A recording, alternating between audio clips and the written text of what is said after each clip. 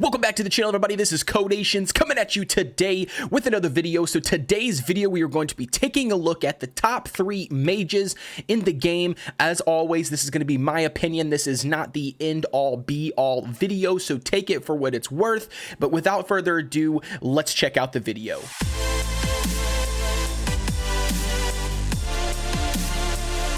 Alrighty, as I mentioned at the intro of this video, we are taking a look at the top 3 mages, right? So now, why are mages super freaking tough to rank in this game? And one of the biggest reasons that I have found out is that a lot of late game players, and by late game players, I don't mean you go to the arena and you see the top #1 spot on there. I mean players that have been playing this game for several months, that have invested a lot of time, that have invested a lot of, probably invested a lot of money, and basically have spent a lot of time testing out different units and different abilities and different team comps and stuff, that just to kind of figure out what works, right? What is the cream of the crop when it comes to heroes, and exactly which exact hero do you mean, is the best, and why certain comps are better than other comps, right? But putting that back into perspective with mages, mages are very hard, and the reason why is because they are every single one of them, you can argue with me all day long, but every single one of them are very situational, right? And very comp specific. So that's kind of why I went with the top 3 instead of a top 5, because a top 5 is just, it makes it really difficult once you start getting past the number 3 slot. It kind of gets it a little bit into the well, this one gives you free, and this one is this one, and this one is easier, and this one is, so instead of getting into all of that, we're basically just going to skip over that. We're going to do the top 3 mages in the game right now in Idle War Legendary Heroes. And again, as always, this list is my opinion. It's not going to be anything to hold the standard to. However, the top 3 spots that I'm going to rank are going to be at your discretion. So the number 1 that I list here is not always got to be the number 1. If you pull one of these 3, feel free to put that as your number 1, and feel free to build that hero and use that hero and move on. If you happen to not pull any of these 3 units, and you pull, I don't know, a different mage, but that's all you have, and you've pulled duplicates of that mage, well then, of course, nevertheless, you gotta build her, because that's the way the game is pushing you, right? Unless if you are a whale, unless if you could spend hundreds of dollars into this game to get the shards and the scrolls that you need, then, as I mentioned before, it is going to be something that you're just going to have to build the comp that the game is giving you, right? Especially for those free-to-play players, you're going to have to build those comps and then build those side heroes until you get those side heroes up to where you want them, and then throw them into your comp, okay? So without further ado, let's check out these mages.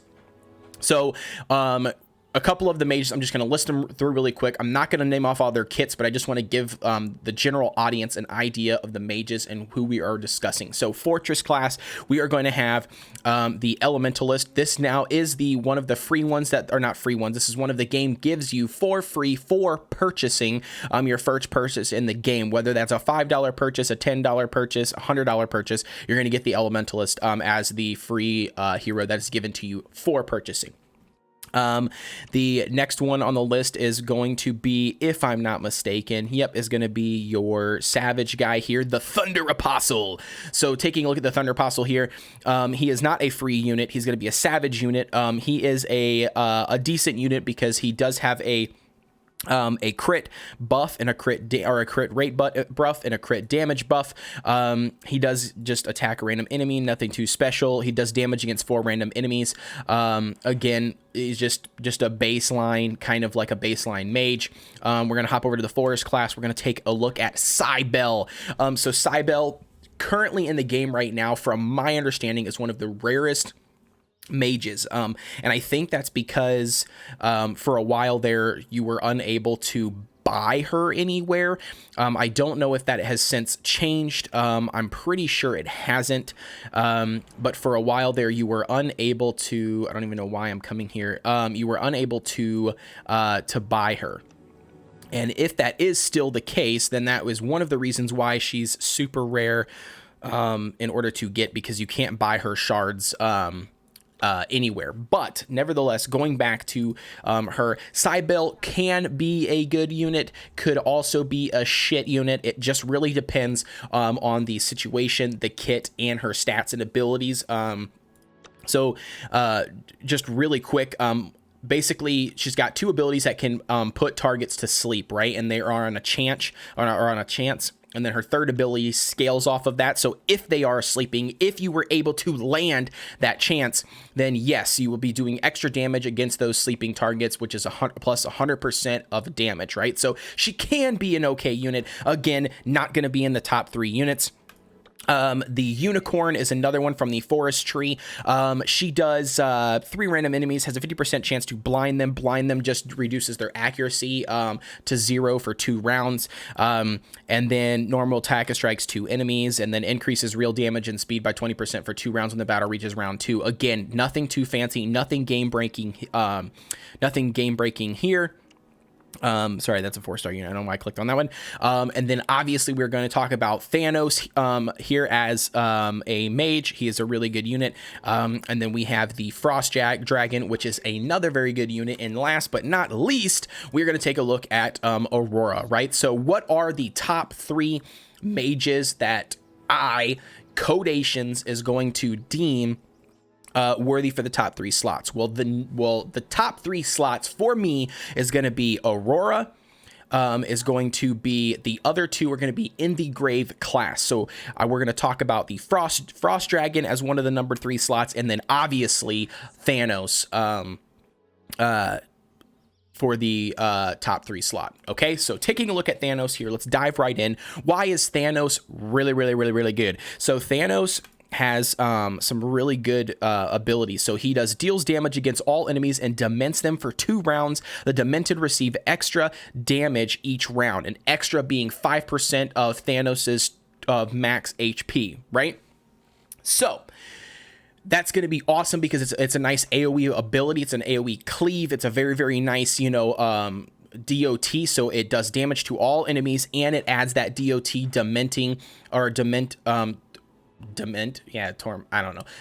for 2 rounds, right? So that's going to be really nice. His third ability is going to be normal attack, strikes 1 random enemy and dements it for 2 rounds. The demented receives an additional 4% of max HP damage each round, right? So he's going to do a AoE damage that's going to dement everybody. He's going to use his third ability, which is going to single target 1 enemy, but it's going to throw dement back onto it. And then his third skill scales off of, or not scales, sorry. His third skill is at the end of each round, the enemy below 10% of max HP meets an instant death. 1 enemy each time maximum, right? So why is Thanos so freaking good and why he's so annoying is because if you are running Dracula, which I'm gonna say like 75%, maybe it's lower, but 70, there's like a big massive amount of players right now that are harnessing their team comps around Dracula, right? And Dracula, if you don't know, Dracula has an ability that he basically, when he takes fatal damage, when he's gonna die, he actually reverts back to 1 health,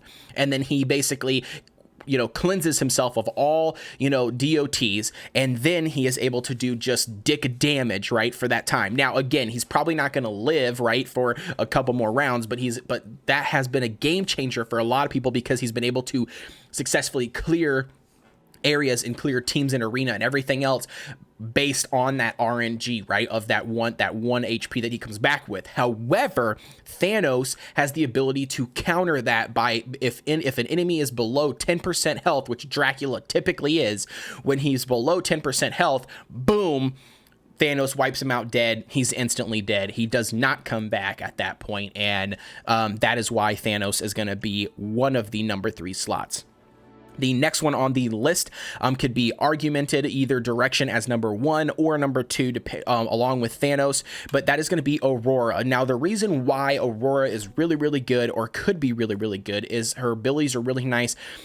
Deals 1,400% of attack damage in a total to all enemies. The living enemies share the damage equally, right? So that's going to be really nice. It's a nice AoE ability. It's going to take this 1,400% of her attack. It's going to spread that across the remaining living enemies, which is really, really nice because if you've already knocked a couple of them out with your assassins, then her ability could come in clutch, right? The second one is going to be normal attack, strikes 2 random enemies, has a 40% chance to blind them for 2 turns. I'm pretty sure the blind, if I'm not mistaken, I don't know why, guys, but I don't know why they haven't listed this out for everybody, but yeah, okay, yeah, so blind is just reduces their accuracy down to 0 is all that does. But here is really, really interesting kit.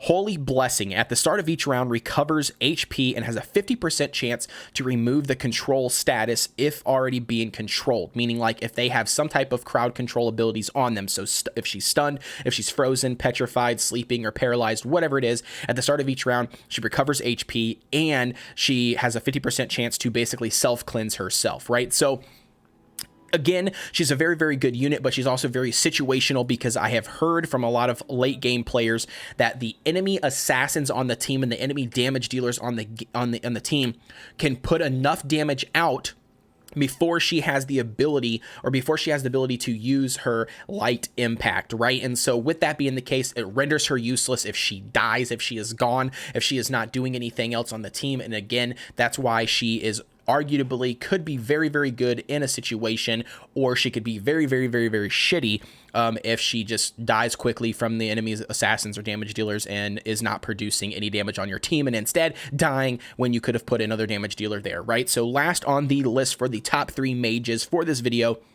we're taking a look at the Frost Dragon, right? So the Frost Dragon is very, very sought after right now. Everybody, seems to be up in the air, or not up in the air, all, going nuts over this guy because of his kit and the fact that you get 1 for free, right? So taking a look at it, deals damage against all enemies. So he's got an AoE ability like Thanos, but has a 25% chance to freeze them for 1 round, right? So freezing them will basically, as it says on here, it means they cannot attack, right? Which is great because if the enemy is not attacking for 1 round, then your units get to go a second time before they get to go. However, here's the reason why it's arguably not the first or the second one, in my opinion, on the top 3, because it's only a 25% chance, right? I mean, it's a hit or miss. Again, he could be a very, very good unit, or he could, scrub, not hit a 25% freeze, and then boom, he's taking or you're taking damage from the enemy team. Anyway, normal attack strikes 3 random enemies for 75% of attack. So basically, again, his second ability is another AoE ability.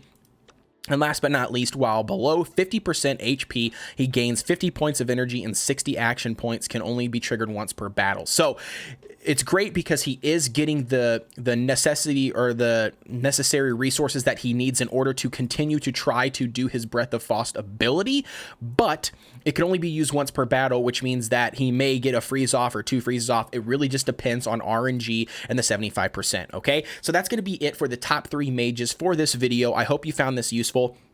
One of the reasons I want to throw this little side thing in here to you, one of the reasons why I have not ranked Frost Dragon higher on the top 3 list is because, argumentatively, I'm a little bit biased, but I have pulled the Dark Ranger on my main team comp, and I have used him, and I've got him all the way to 180, and I have used him enough to know that I've got the Frost Dragon on another team of mine, and I've used them both enough to know, and I have talked to several in-game players about this, and with the Dark Ranger, he does something similar, and that is petrify. So he does a 50% chance to petrify it for 1 round, right? So that's from a 25% chance to freeze or a 50% chance to petrify. Now, the difference is, right, is it's not an AoE ability. So the 25% chance for the Frost Mage is going to be a AoE ability. So if you happen to get lucky and hit that 25% mark, boom, every enemy is frozen, and then you have the ability to progress further into the game, or not to the game, into the battle, by you attacking a second time, hopefully doing enough damage, and hopefully having another or other abilities there from your other heroes that can finish them off, which is great. But using the Dark Ranger, I really like his kit, and I think his kit hits a lot better in the long run. So what I mean by that is he deals damage against 3 random enemies, reduces their crit by 30%. It's not that big of a deal, but at the start of each battle, he dements 4 random enemies for 2 rounds. The demented receive extra damage each round, right? So he is dementing 4 units for 2 rounds, and then his last ability scales off of that when dealing damage against an enemy that has already been demented, which 4 of them will be, has a 50% chance to petrify it for 1 round. So again, there's less control because it's not a massive AoE, everybody's getting targeted, but it's 4 random enemies. So again, I think the ability and the percentage is a lot higher in that case, and that's going to be it for me, ladies and gentlemen. So please be sure to like, comment, and subscribe. Hit that notification bell so you get a notification every time I drop a video. I will see you guys on the next one.